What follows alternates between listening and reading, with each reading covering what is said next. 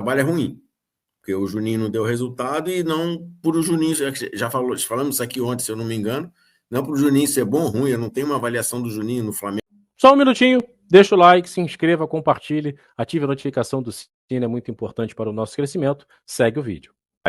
Professor, como é que o senhor avalia o trabalho do Boto no Flamengo? Tem como avaliar o pouco tempo? Como é que está o português na sua visão, em termos de contratações, em termos principalmente dessa organização, desse profissional, dos processos, como o senhor gosta de falar, nesse Flamengo, professor? Léo, sinceramente, cara, são 6 meses, né? Se passaram aí, eu não tenho avaliação, não. A avaliação até agora é, sei lá, contratou na realidade, né? Ah, ele contratou o Danilo. Pô, o Danilo é um cara já solidificado no mercado, é um jogador com um currículo muito grande. Quem não queria contratar o Danilo? E trouxe o Juninho. E pelo que a gente escutou, né, foi uma ideia dele e do Felipe Luiz, os dois avaliaram e trouxeram o atleta.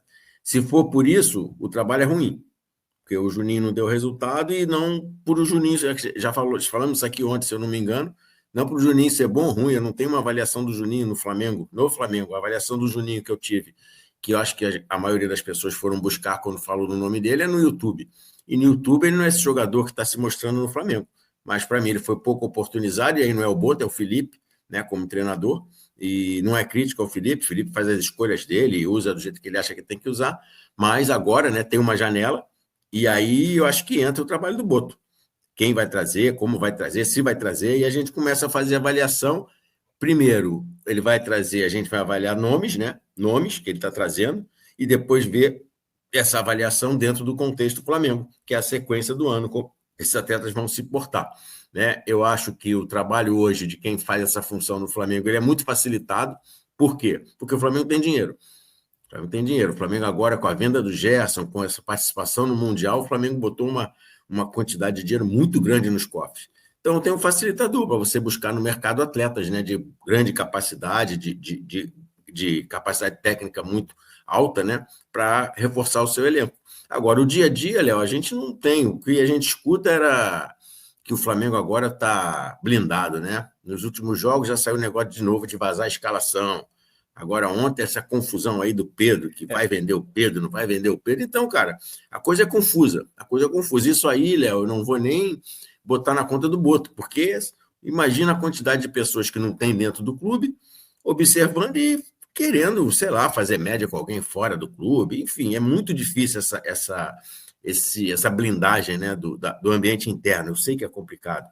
E o Flamengo hoje, dentro desse contexto que a gente fala de mundo de internet, o Flamengo dá muita visualização quando você fala de Flamengo, né? Você dá então uma notícia assim, bomba, né? Nossa, aconteceu isso, não sei o quê, meu Deus, aí só se explode. Você vê ontem como é que foi o dia.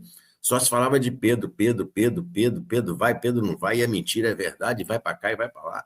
Enfim, esperar. O trabalho do Boto, sinceramente, Léo, a minha avaliação, pelo que ele faz de função, vamos ver, externa, que é o que seria busca no mercado, nada demais, e se for olhar para mim, não foi boa, porque o Juninho não rendeu. Agora de esperar. Vai abrir o mercado aí de novo, a janela abre, vamos ver o que vai acontecer, e essa avaliação a gente vai correndo. A gente sente que deu uma melhorada internamente, assim, do que a gente vê, do dia a dia ali, pouca gente dentro do CT, deu uma diminuída. Agora, esperar para ver a sequência do ano, como a coisa vai acontecer. É muito recente a chegada dele aí, para a gente fazer uma avaliação desse profissional. E aí o senhor falou algo, né, professor, que independente dos nomes, né, do Boto ou de quem quer que, né, estivesse nessa função, é um Flamengo que sempre tem esses problemas, né, internos, né, impressionante, né, parece que tem pessoas dentro do Flamengo que jogam contra, né, fazem questão da coisa realmente ficar pegando fogo, né, até para de certa maneira levar vantagens ou algo do tipo, enfim, do ego inflado, vamos dizer assim. E está sempre saindo notícias. Às vezes, né, o senhor tem uma experiência muito grande de Flamengo, às vezes nem está acontecendo nada, né? Mas a galera cria uma situação, cria, né, uma notícia, um assunto, e a coisa toma uma proporção sempre muito gigantesca, né, professor? Léo, e ter um entendimento, Léo. Eu sou prova disso. Eu fiquei no Flamengo 21 anos, né? Desse vai e volta, atleta e tal. E quando eu falo, eu já rodei tanto lugar aí, tanta coisa, mas qual é a minha marca? Flamengo. Pô, esse cara trabalhou no Flamengo. Esse cara teve no Flamengo. Entendeu? É muito pesado. E tem muita gente que quer associar né, o seu nome, a sua atividade, é o clube. E aí, cara, é uma proporção enorme. Então, quem pode usar disso, pegar um momento e ter alguma informação privilegiada, né? Que às vezes ele não importa, né? Se diz torcedor do clube, mas não vê que essa informação pode prejudicar o andamento do clube como um todo, mas ele não quer saber do clube, ele quer saber dele. E aí, cara, ele passa por cima de qualquer coisa e vai lá e tá lá. Léo Andrade é o cara que informa do Flamengo, Marcelo Buarque é outro informante e tal. As pessoas ficam satisfeitas com isso. Eu acho que não é por aí. Então, cara, é uma situação muito grande. O Flamengo, na vitória, botam ele lá em cima e na derrota botam ele lá para baixo. Então, é muita notícia, muita informação. O Flamengo é muito grande, Léo, muito grande e atinge muita coisa, muitos pontos a nível de torcedor, a nível de haters, né? É muito envolvimento. Então as pessoas se aproveitam disso, cara. E muita gente, a grande maioria, quer se associar a essa marca, mesmo não sendo associado a ela. E aí usa disso, e aí você vê o dia de ontem, né? Um jornalista aí, né? Ontem soltou um monte de coisa aí no final voltou, tipo, pelo menos meu entendimento, né, Léo? Tipo assim, tá vendo? Eu que toquei no assunto, eu que alertei, agora o jogador não vai mais porque eu alertei.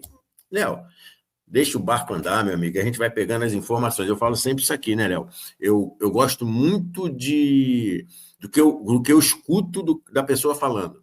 A declaração, vem a entrevista. Agora, aspas, a gente fica sempre meio assim, será que foi mesmo isso que o cara falou?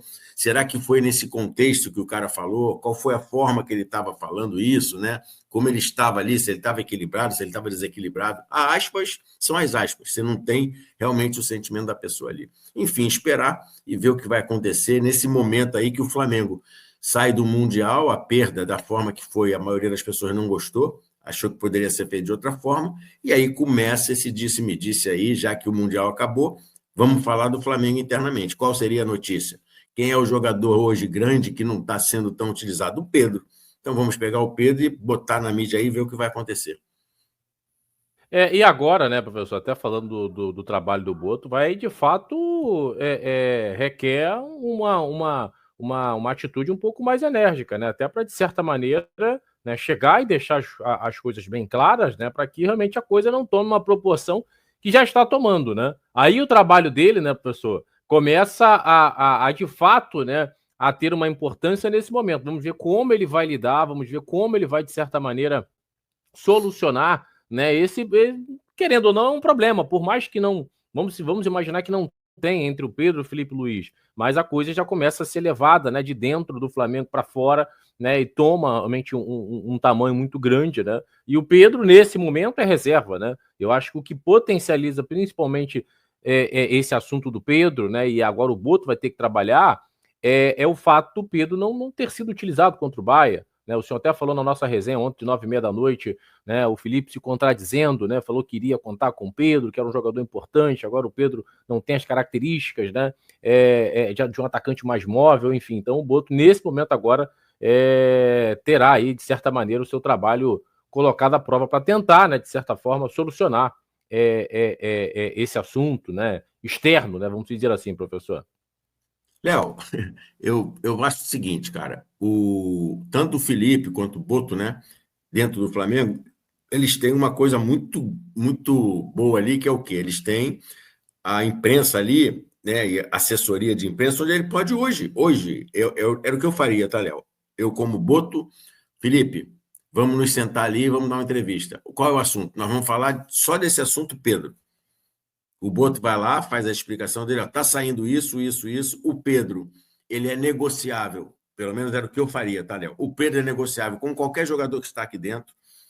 Nós não temos vontade, se é o caso é esse, nós não queremos nos desfazer, mas o mercado é assim. Chegar uma proposta muito boa financeira para nós, para o atleta e tal, o negócio acaba acontecendo. Até porque ele tem uma multa.